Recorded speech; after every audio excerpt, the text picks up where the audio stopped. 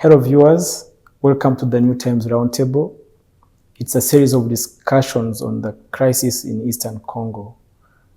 I'm called James Karuhanga and I'm your host today.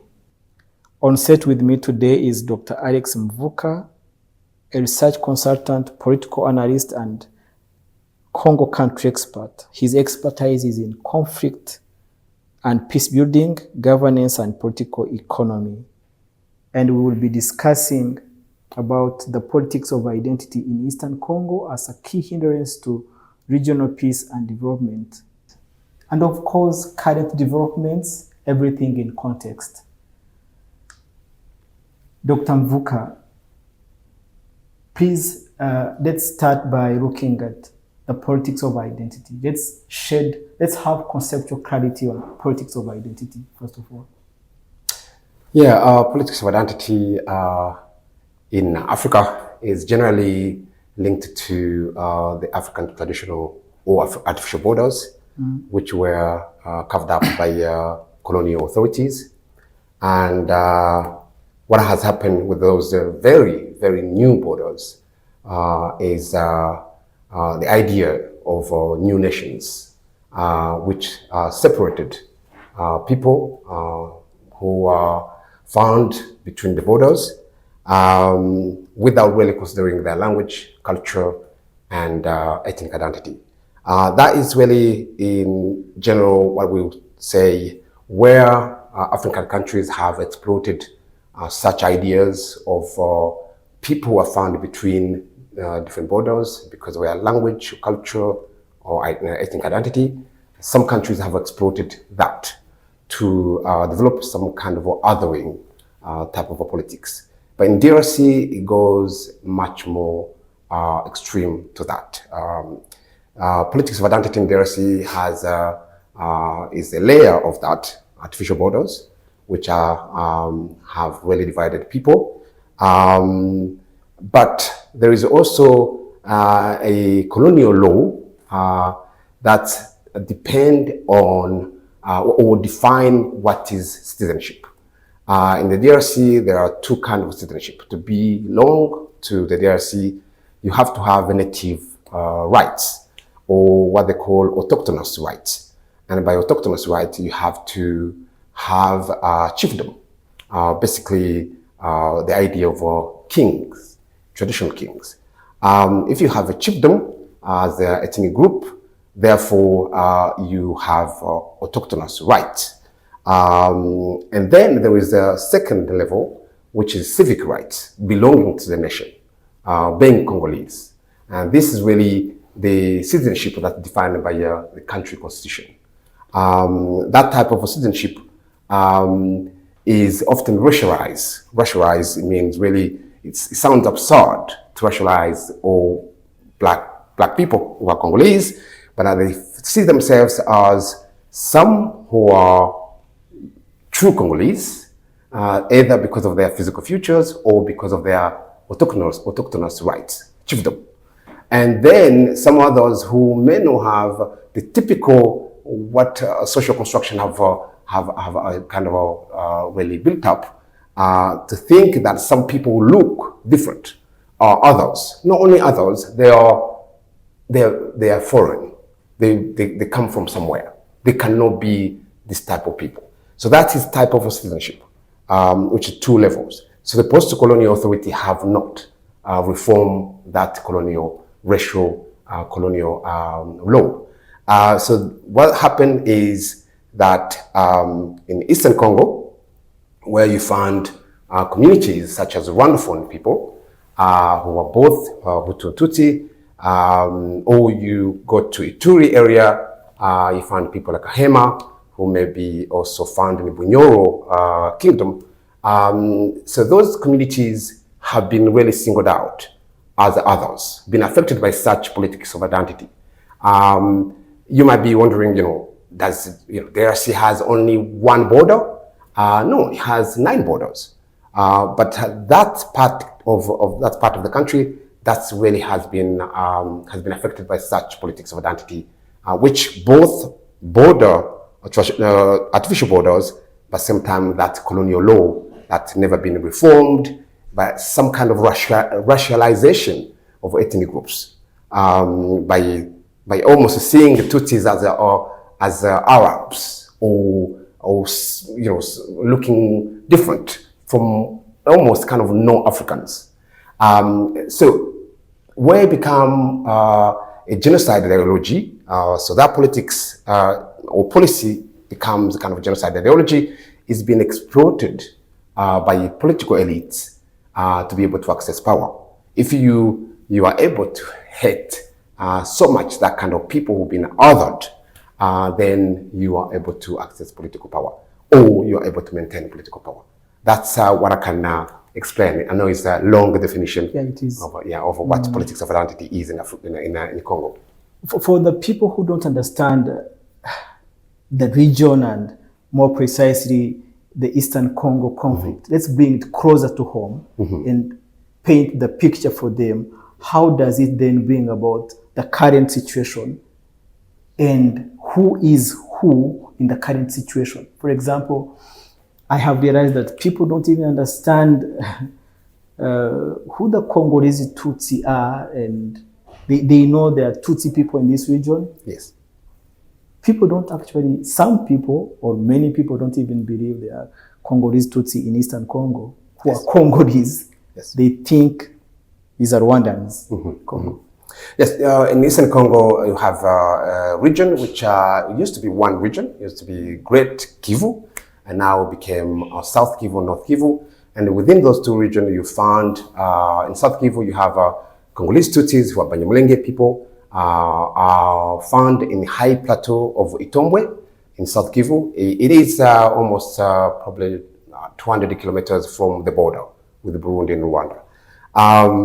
It's ironic when they talk about Balkanization. To be able to Balkanize that area, you have to Balkanize Bukavu and Uvira and so many. It's kind of big space. Anyway, to go to your question, there is also a community of Tutsi people, Congolese Tutsi, in North Kivu. North Kivu is kind of divided between two. There's a Rutshuru area and the Masisi area. So you have Bagogwe people in Masisi and Jomba people in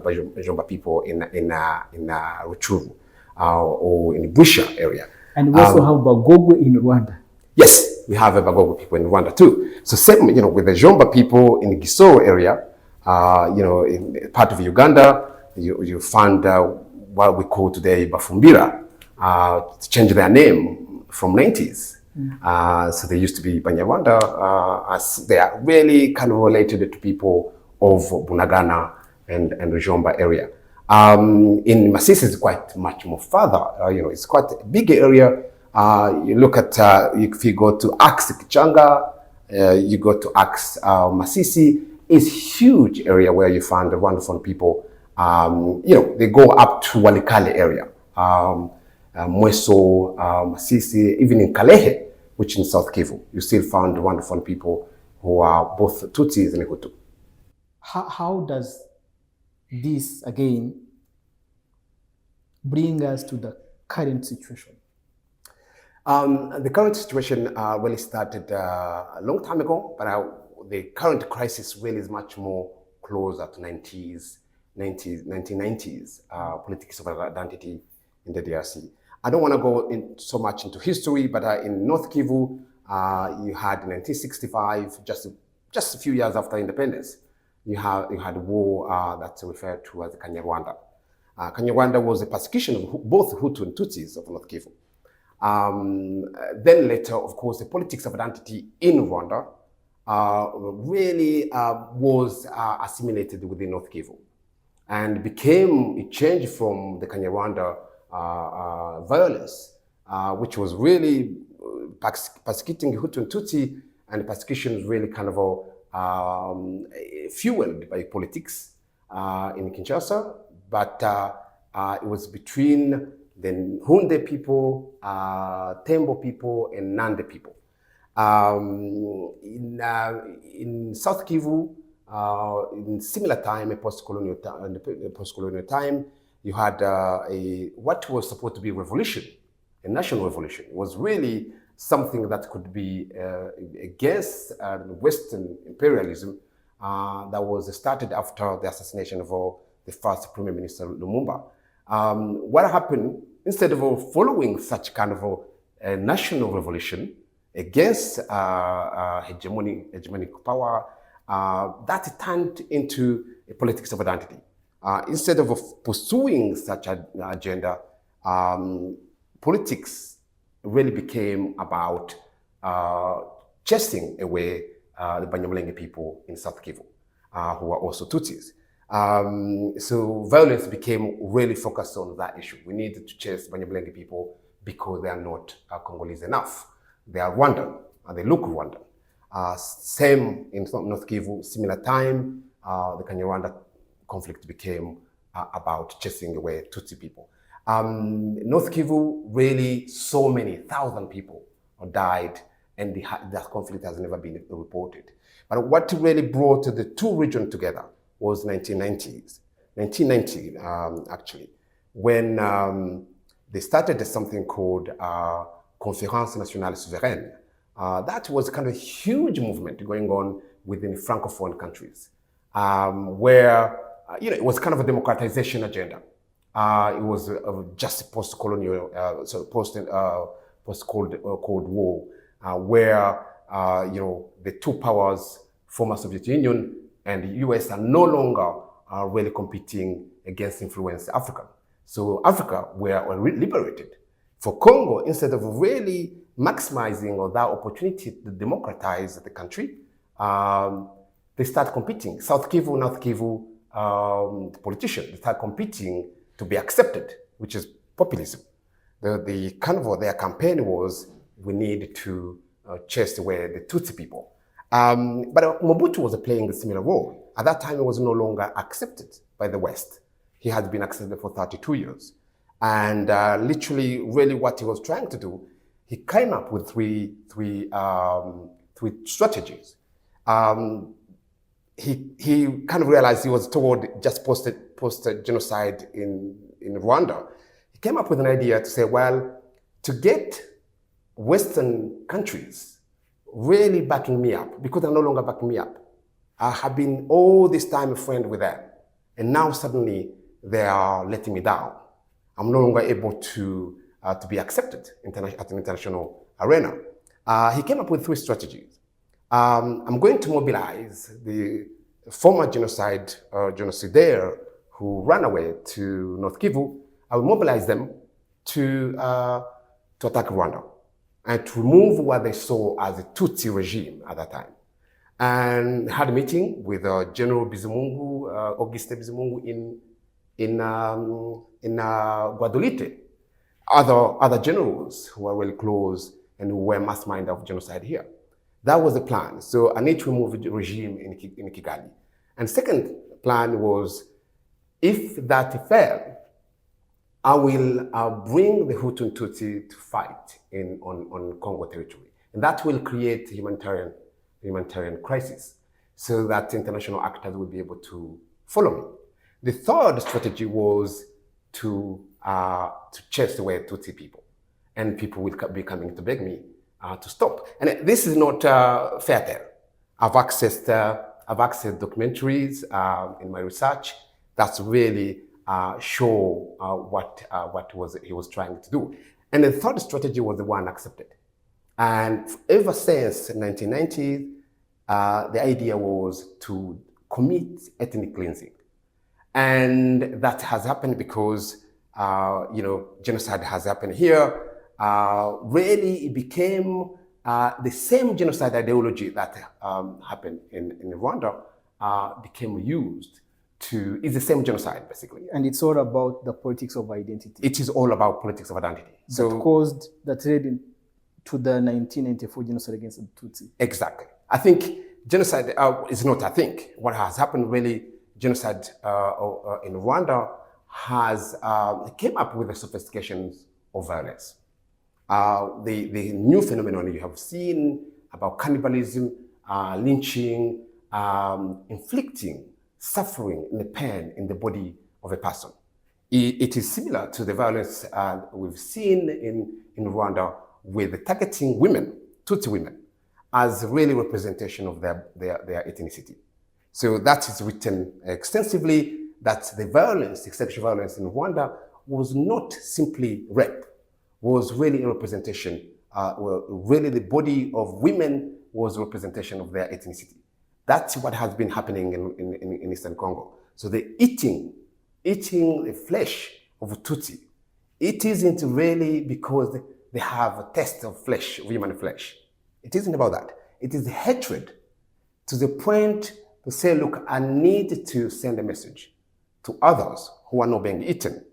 And I'm actually eating all Tutsi people in eating one person. So that's really it's harming the individual even after death. That doesn't make sense. It's really harming an individual even without life. It's really something that is connected to the nature of violence that we saw in Rwanda. And it's horrific, it is to say. What baffles is we are not seeing this recorded and duly condemned as much by the UN system, by the international community. Yes, sadly and unfortunately, that's The how cannibalism, the rinsing of. Yes, I think this should not be really a surprise because we've seen, what happened in Rwanda during the genocide. The UN had so much report, and there was a lot of intelligence that leading to what was going to happen. I often say, well, in international relations, minority groups are really advocated for by international actors only when the persecutors are against their interest. If Congo, being a huge country and where it has potential resources that is on demand at world scale, the international communities and actors in the conflict have turned a blind eye because it isn't within their interest. It is even unpopular. It is unpopular to say it. It is unpopular to even provide aid to Tutsi people in Eastern Congo. What has been happening, I've been in Buiza, in North Kivu. When were you there? 2021 already, there was a lot of going on. And recently, well, today I just be coming from Goma, and I'll be talking about this. I know you had an interest in knowing what's going on. Yeah. In Buiza was the 2001, 2022. We had a lot of IDP at that time. There was none. Nobody was supporting them. Same with the Banyamulenge. They've been, for the last 7 years. There's one single humanitarian NGO. No one single humanitarian NGOs. Simply because it is unpopular to support the Tutsis. So they are hated so much to the point hatred become political correctness. So it become a way of life and almost kind of the opposite of anti-Semitism. So in Europe, if you talk about your genocide deny, about Holocaust, you lose your job. If you deny Holocaust, you lose your job. In Congo, if you hate Tutsi, you are popular. You have more interest. If you are opposing hatred of Tutsi, you lose your job. If you are supporting Tutsi, you lose your job. You lose your interest. You lose your popularity. You lose your friends. This kind of ties in with the dangerous, wrong narratives that are going on. Yes, there is what I see as some kind of a humanitarian economy. Somehow you have to fabricate narratives that's convincing enough and have some kind of caricature of a colonial ideas of Africa. Barbaric, people are killing each other, tribes, that's how they behave. They are primitive. They have to be duality, they have to be binary, they have to be Tutsi and Hutu, they have to be Tutsi and others. Then if you create such kind of narrative, you get more consumers in Europe. It isn't even, they still talk about genocide in Rwanda as people have killed each other. It is not always, for them, the idea is an anthropological concept for them when they were colonial power. It is always have to be two sides to the story. Simplification without really understanding the context, and that it is not always about two people and it's much more complicated. And UN do understand those complexity, do understand those local context, but it isn't really in their favor to be able to do that.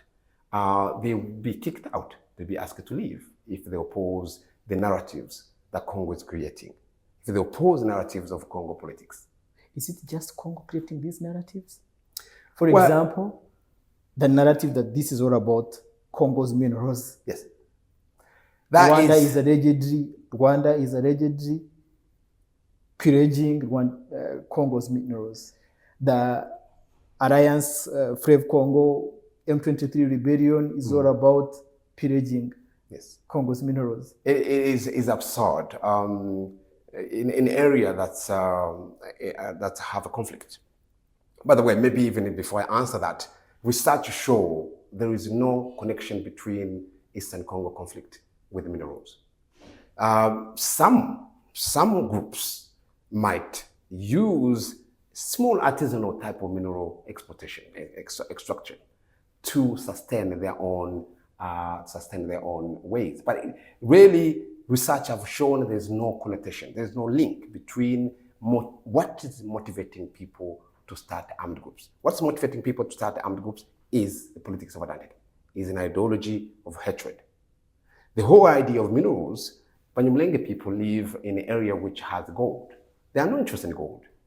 Many traditional community, they are interested in what is up of soul, not what's under the soul. They are interested in good pasture. They're interested in where their cows, that is wealth. If you talk about grass, that would be, if there is a report to say that you are exporting maybe climate change, you're exporting grass, therefore there may be an impact on land, then I would understand. But I've never seen where I grew up, not only being a researcher, I've never seen going personal experience, I've never seen anywhere that people are extracting minerals. It's not an interest for them. And even if they do, it would be few, maybe one tribe extracting artisanal, kind of artisanal type of extraction. Even in much more industrial context, there is no, in my own research, I've traveled all Congo. There's nowhere there is a minerals extraction site that is not known by the DRC government. There will be Chinese, there will be Canadian. They are well protected by the DRC police. In North Kivu, if you look at Rubaya is a small site. There is no road to go to Rubaya. You have to transport, whatever is there on your head. How that can be a headline for rebels to they're using minerals as a weapon of war, or they're using minerals becoming motivation, a key point. From Rubaya to the main place where you can be able to transport anything by car is a long journey. You have to be using so many people to be there. And Rubaya is a so small area. People don't understand the local context and understand how that could be. It would be absurd. It would be not possible.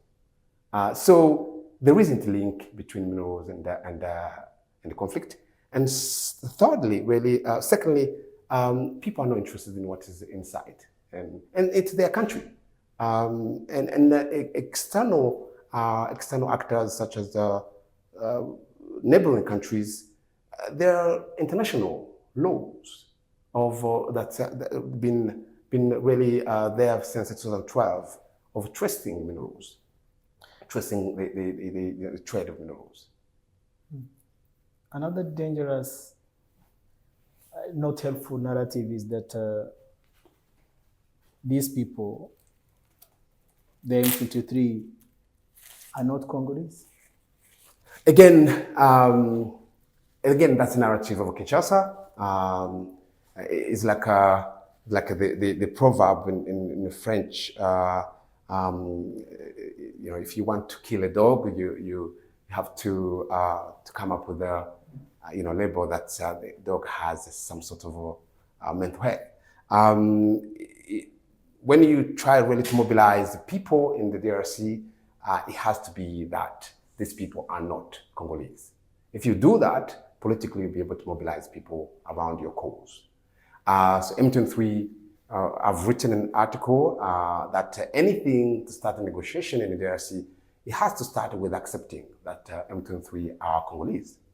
And then you have to look at their grievances. But if Congo is not really ready to accept that these are your country fellows and listen to their grievances, then there is a problem. There's a problem. The narrative along the lines of problem being to do with minerals also causes a problem for neighboring Rwanda, because people, the international community, does not want to or does not want to understand and deal with Rwanda's security concerns. Everything coming from the genocidaires that are in DRC. What do you make of that? I think Rwanda survival and existence, and then moving on to third stage of economic development, it has become a threat to the Western partners. Really, it's almost kind of saying, well, we want in African countries, we are able to, that begging us, a country that really playing the typical African country we know. And the efficiency and the effectiveness of Rwanda governance is a threat to the Western partners. I think secondly, during Rwanda rebuilding, one of the things that has happened is really to ask accountability of international NGOs, ask accountability of human rights NGOs, ask accountability of everyone who's going to be helping, to be assisting Rwanda. And that sort of request of accountability has become a threat to them. Journalists became enemy of Rwanda. International NGOs became enemy of Rwanda simply because Rwanda is kind of saying, well, if you are coming to help Rwanda, you need to align with the Rwandan strategy of development. That's one issue I can see as a problem. Secondly is the interest we've talked about. Congo is a country that everyone wanted to have a link with because of our minerals. And again, I say Congo is one of the 5 most poorest countries in the world. It is rich potentially. It is unrich. So because it is rich potentially, when there's a lot of bragging about mineral resources, whatever is in Congo is elsewhere. It is in Zimbabwe, it is in Iran, coltan. You find even uranium. Uranium now is found in Mali, found in Ghana, it's found in Zimbabwe, it's found in Iran, and some reserve in Finland and Australia. But Congo is, it's kind of an exaggeration. That's almost kind of is the only place that has those type of minerals. So because it is an interest since Cold War time, it was a hub of Cold War politics. How Rwanda is perceived in Congo. Rwanda is perceived as a Tutsi Rwanda. The Congolese do not know. Another wrong narrative. It is a wrong narrative. Congo do not know that in Rwanda it is a diverse country ethnicity-wise, even if they are not extremely diverse, but they don't understand that it isn't. Rwanda for them in their imaginary, l'imaginaire congolais, it is a Tutsi Rwanda. They see Rwanda in its present, they see Rwanda in such a way. So for them, it is a political asset to blame Rwanda.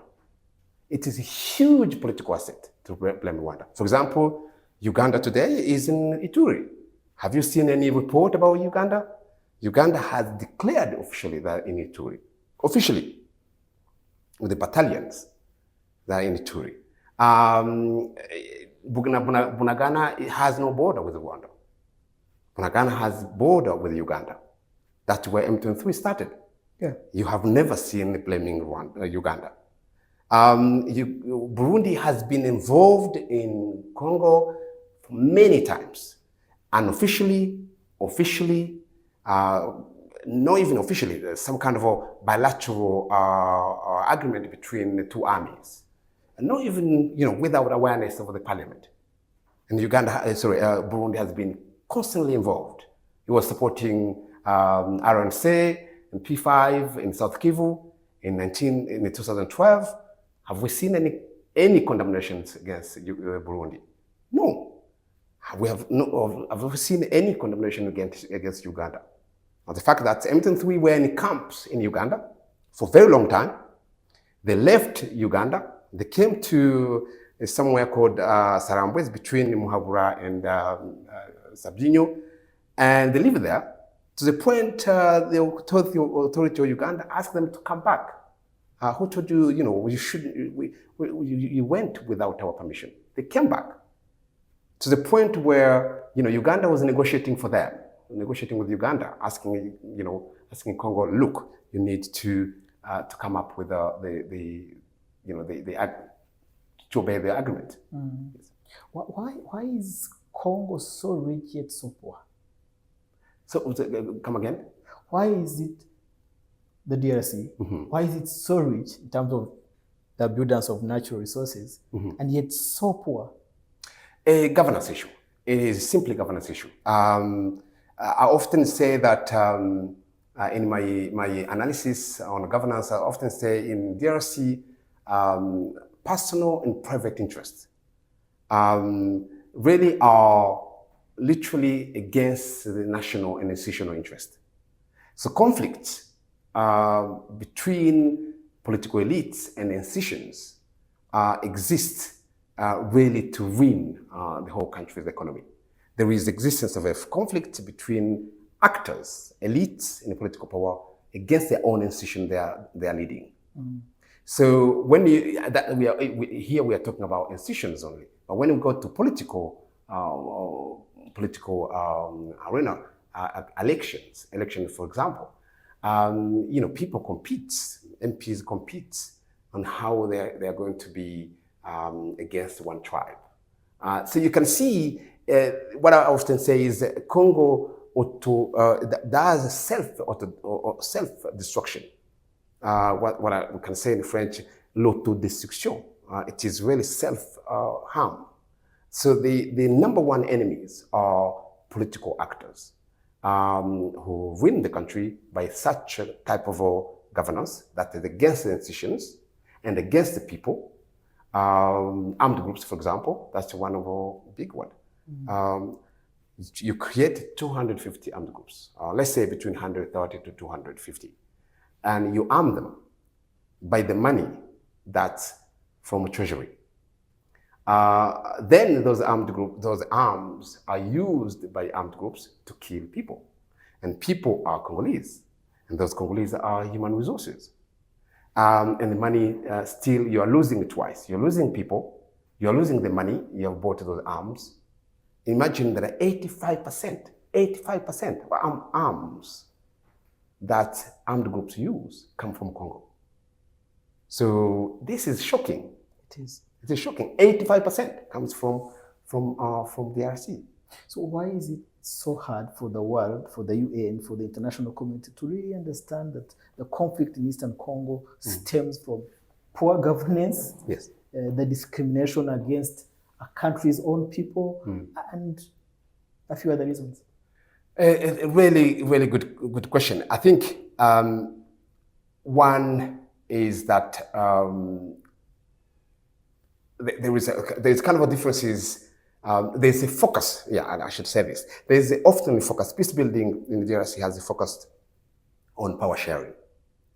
And if someone has had some grievances, like today, you have Katumbi, you have Matefa Yulu, you have Kabila. You need to bring these big, opposition leaders together to share power. And since why you hear often that's a coalition of political parties, coalition of political parties against one. So often conflict resolution are really designed by Western experts, UN, and the type of approach is top down and focus on political governance, on institution building, which we now know that the formula has failed. Secondly, it is really it is an interest of the DRC governors, political elites, to kind of focus on national politics, because it's where the power is where the money is where they can be able to share the resources. And none of political political solutions or conflict resolutions have focused on underlying factors, underlying issues of conflict. Sun City, which is a peace agreement that was signed in 1998, in 2003, did touch on the idea of the issue of political identities. There was some kind of resolutions, but again, the implementation of that became much more about power sharing. Now we have RCD Goma, RCD Kisangani.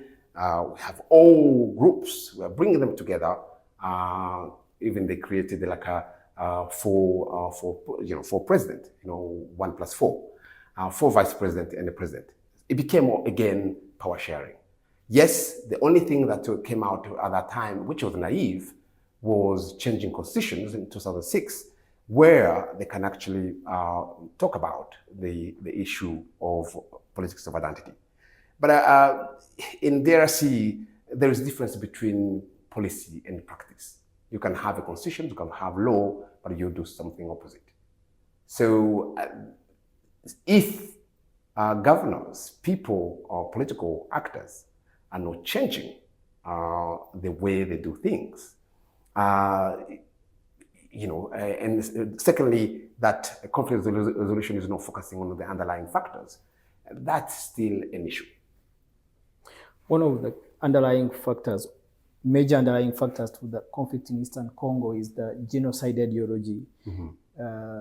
The genocidaries from Rwanda, who people will tend to kind of pay down, look at the numbers. We're talking about FDLR. Mm-hmm. The group formed by the remnants of the perpetrators of the 1994 genocide against the Tutsi in Rwanda. Mm-hmm. That's also a serious issue. It is. It is a serious issue. My take, there is two things that should be really noted here. If the layer is a real thing, is a real threat for regional. It's not only for Rwanda. It's regional security. Kinshasa says it's nothing. It's not an issue because it's been defeated and the numbers diminished. Yes. I think it's important that we that type of narrative. It is easy to kind of talk about numbers, but what's the really dangerous is FDLR ideology. FDLR as a number exists. FDLR as an ideology is much more systemic. Today, political actors have adopted FDLR ideology. When you look at the numbers, with regional collaboration, regional corporations, you could get rid of foreign armed groups operating in the DRC, including FDLR. But what is an issue, and which is today a threat to many countries in the region, especially Rwanda? It is an FDLR ideology. FDLR ideology started in 1994 in kind of almost importing such ideology of genocide from Rwanda to Eastern Congo and to whole Congo. What we've seen within political manifesto, people like Bitakwira, MP Bitakwira, people like Misare, there are so many of them, and Tshisekedi himself, he's been talking about, if you elect me, I will remove the power of Tutsi, basically, in Rwanda. So Tutsi became a central uniting point in the DRC. It is itself a genocide ideology. It is FDLR ideology. And you found within armies, within his own personal guards, such kind of a recruitment so that they can be able to practice the ideology in a much more effective way. Mm. Just last week, the Security Council met and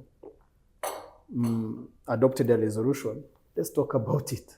What did you make of it, or in general, if I may? There was, again, a lot of condemnations, asking M23 to stop hostilities, again, focus on Rwanda, supporting, and the idea of supporting M23. Of course, following that, we've seen some sanctions on individuals. What I've made of this is that there is really pressure within international communities to please Congo. Congo has been literally campaigning and blackmailing international actors by saying, look, if you don't do anything against Rwanda, we will use popular street demonstrations, and the violence will take it on course.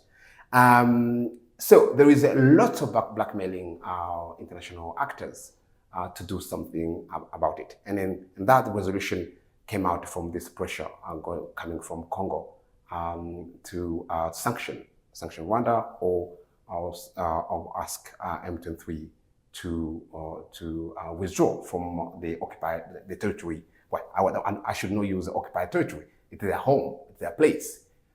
So from the territory they are controlling now. What should be really recognized is that there are many political positions which have been silenced in Congo.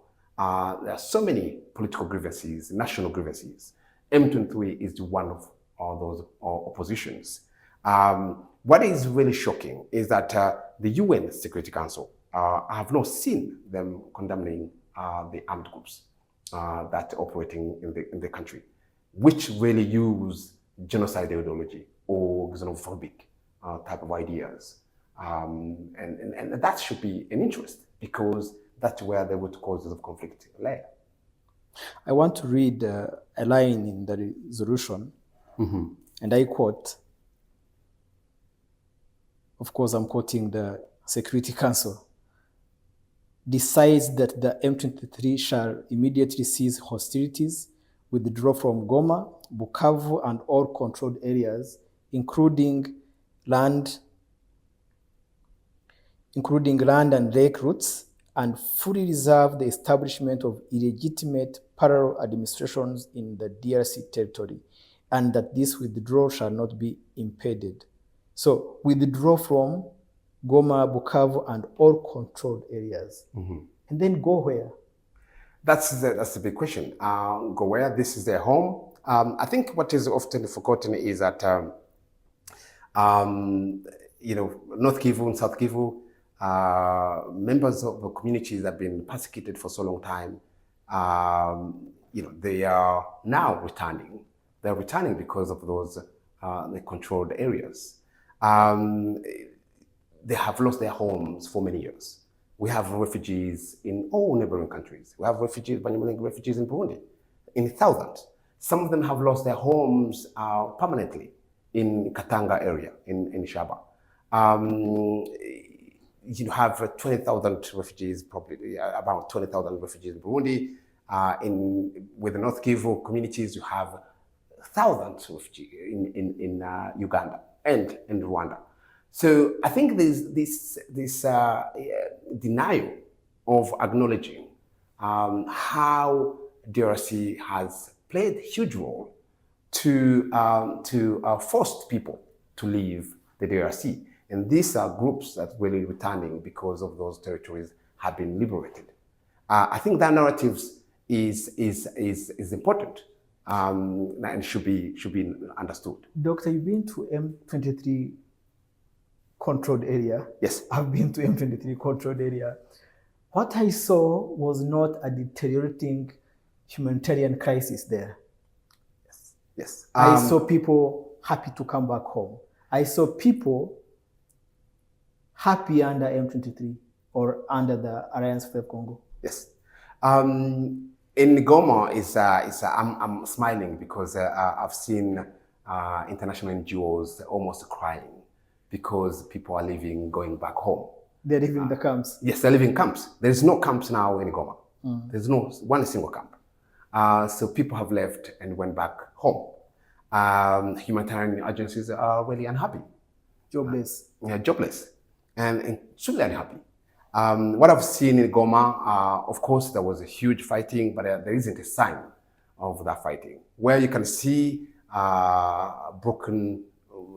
few broken places is the airport, where there was a huge concentration of fighting. The center of the city, there isn't much. There isn't anything that could show that there was a war.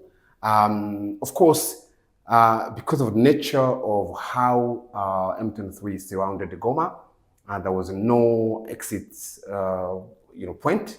There are still some pockets of insecurities of those Wazalendo people who've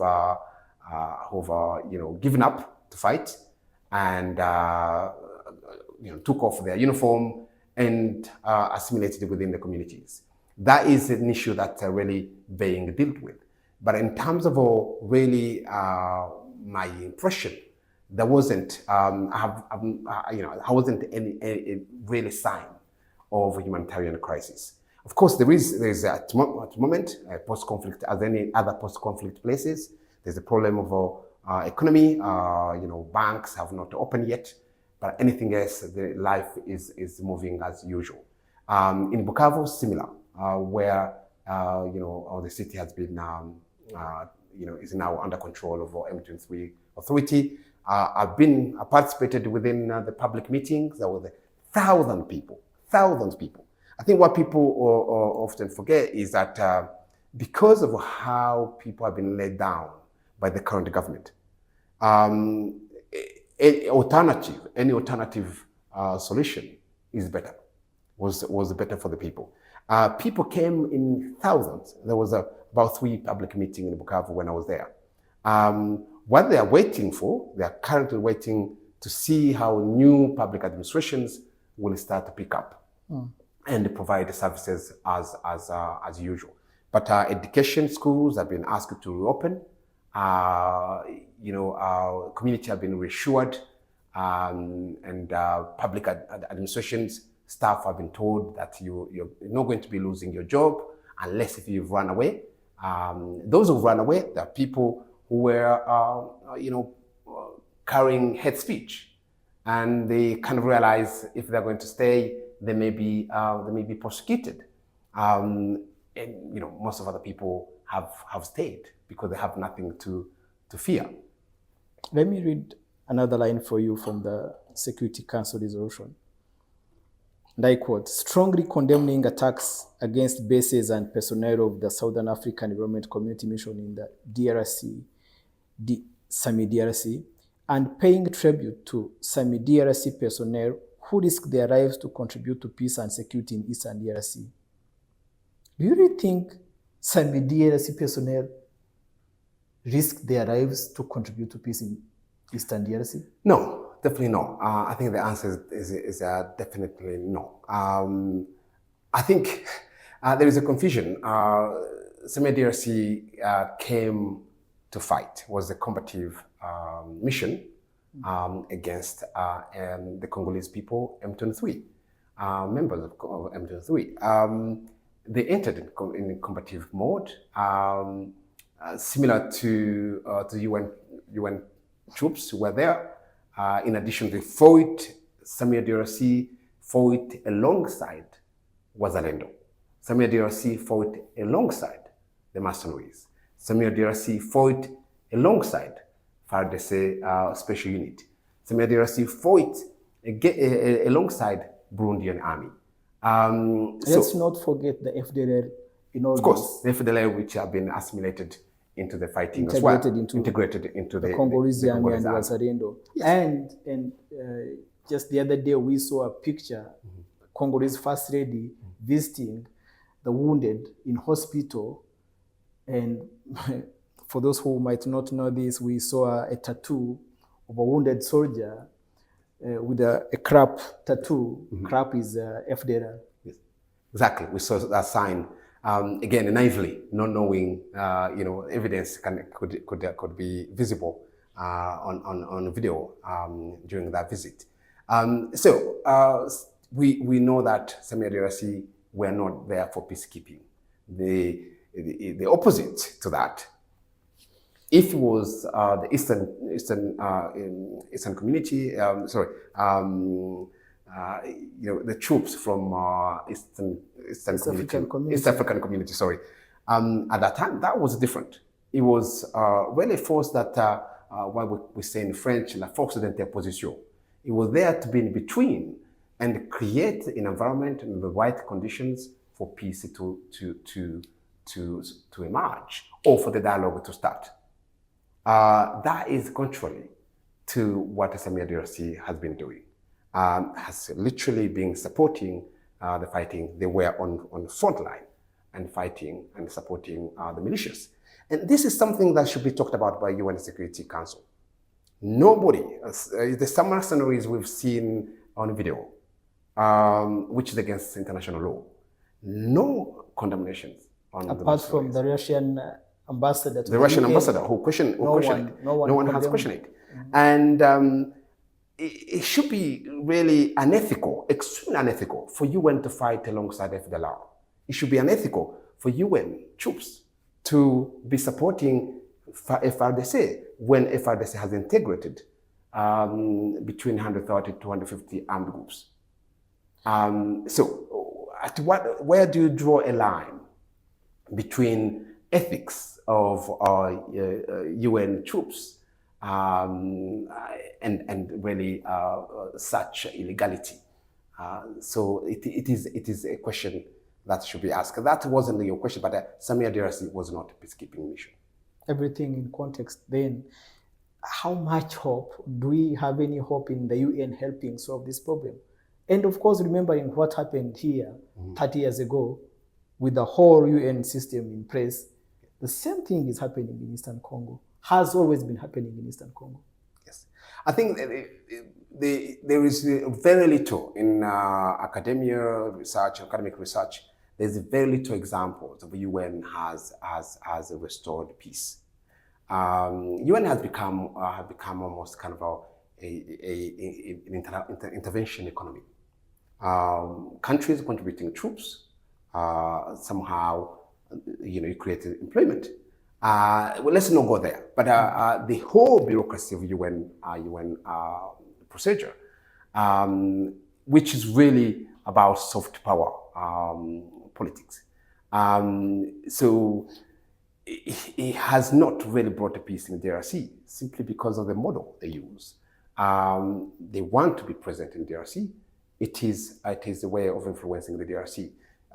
If you look at the DRC army, they have not been able to invest in logistics. The DRC has no army, literally.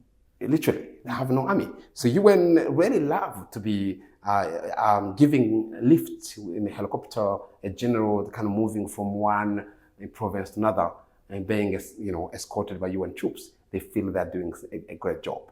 And anything that's really that UN and sorry the government wants, whether it's about killing people, UN will align with it because they have to be present. If it's about hating people, UN will align with it because it gives them a presence. If it's about a politics of identity, UN will align with it because it gives them presence. And the countries that really supporting the mission do not necessarily get briefings of the ground in such way that we know it. There is almost kind of a different layers of briefings where what need to be known by the actors are somehow filtered. And of course, once we reach New York, it becomes almost a game of what we say and what others are saying. Do we take this position? And this is about people's life. This is about people's life. You are really deciding on. As we wind up, let me get your take on the chateau diplomacy over the weekend by the UK Secretary of State for Foreign Affairs, Secretary for Foreign and Commonwealth and Development Affairs. That's David Lammy, MP for Tottenham. Mm-hmm. He was in Kinshasa, had a meeting with President Tshisekedi, was in Kigali, had a meeting with President Kagame, and at the end of it all, quickly took to Twitter to give us some insight on what his take is. Mm-hmm. And what for me was highlight was that tweet, the short video in it where he says the DRC's sovereignty and territorial integrity must be respected. He talked about the situation in Eastern DRC being utterly unacceptable. Hundreds of thousands of people are in need of life-saving support. That's aid. And he says, of course, the UK has allocated aid to help the people who are suffering. But watching the video, I didn't feel like this is a man who is here to help solve the problem. And you know the UK better than I. You've lived there. You understand their politics better than I do. Mm-hmm. I think first of all, I really looking at the video, I was disappointed because it does really it does create narrative that British people want to hear. Oh. Yes, it creates what narrative. What do they want to hear? They want to hear violence. That's one. They want to hear humanitarian crisis. If he's been in Africa and that is not bringing such kind of news, then that is anywhere in the region. It could be Nottingham, it could be Coventry, it could be speaking to Macron, it could be speaking to any other leader. He's seen two leaders, African leaders. I'm sure they have talked about a lot. But if you look at the video, probably the first part of the video will talk about IDP, international humanitarian crisis. There is a humanitarian economy that has to be explained in Western countries, and children with the flies, flying around their mouth because of famine, because of war. That's a story. That's the type of narrative you have to bring back home. He's been here and has to be acting such way. For your viewers, I've just been in Congo. I've just been in Goma. There isn't one single IDP camp left. So if you were giving money to support those IDP, then really it isn't accurate. Those IDPs have left. And I've tried to find out more where they have gone. I've spoken to local NGOs, local Congolese NGOs, and actually one international NGO, World Vision, that IDP have left and went back home. Of course, many other international NGOs are not happy because it has kind of made them lose their job. So that's one accuracy to talk about, apart from the narratives of caricature of what Africa look like. And secondly, he talked about territorial integrity. I think, again, that this is something ironic because Western leaders often interfere in African politics. Where is territorial integrity there? And often really without basis of intervening. We do have so many troops there from Western countries or other countries. I think territorial integrity should really be a responsibility of the DRC. And Macron has said really so well when he was in Kinshasa. There was a very heated debate between Macron and Tshisekedi. Macron said, look, you are responsible of assuring and maintaining your territorial integrity. There was no any other country should be blamed for not having an army. There's no any other country that should be blamed for not protecting your own borders. There's no any country should be blamed for DRC having armed groups to terrorize people.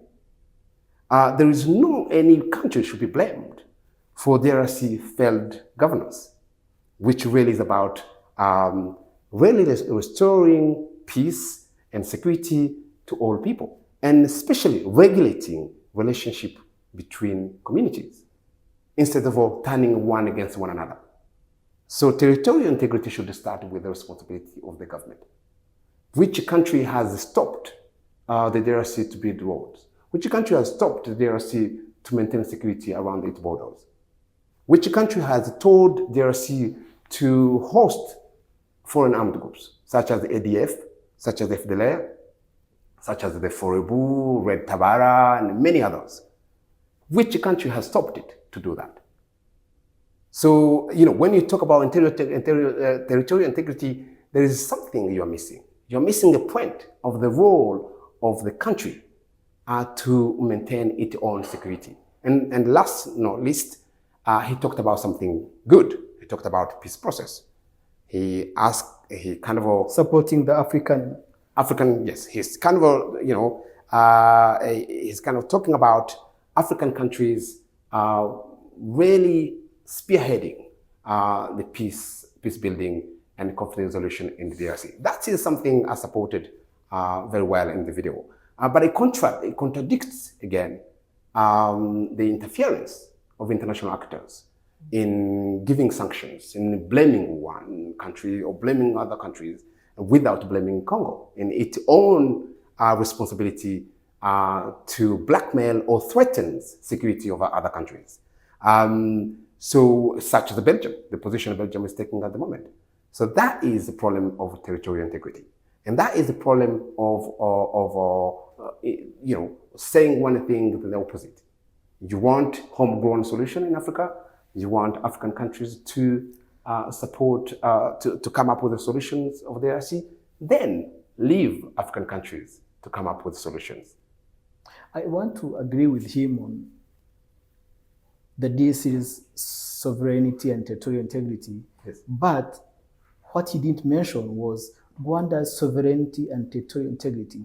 And the fact that he met President Kagame, I'm pretty sure that was an issue that was raised. Rwanda's sovereignty and territorial integrity.